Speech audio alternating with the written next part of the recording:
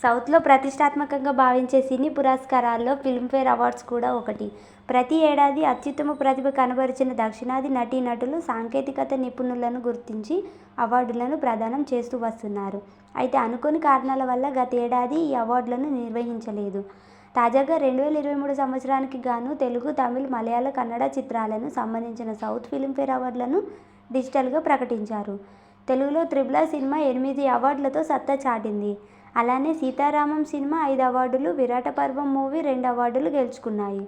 'Triple R' చిత్రంతో అద్భుతమైన నటన కనబరిచిన జూనియర్ ఎన్టీఆర్, రామ్ చరణ్లు 68వ ఫిల్మ్ఫేర్ బెస్ట్ యాక్టర్ అవార్డుగా ఎంపికయ్యారు.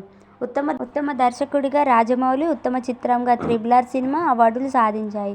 ఉత్తమ సంగీతం దర్శకుడిగా ఎం. కీరవాణి నిలవగా, ఆస్కార్ అవార్డు సాధించిన 'నాటు నాటు' పాటకు డాన్స్ కంపోజ్ చేసిన ప్రేమ్ దక్షిత్ బెస్ట్ కొరియోగ్రాఫర్గా నిలిచారు.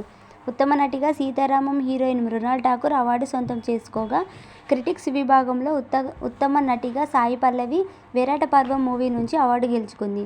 సాయి పల్లవి తమిళం మూవీలో 'గార్గి' చిత్రానికి గాను ఉత్తమ నటి అవార్డుకు ఎంపికైంది.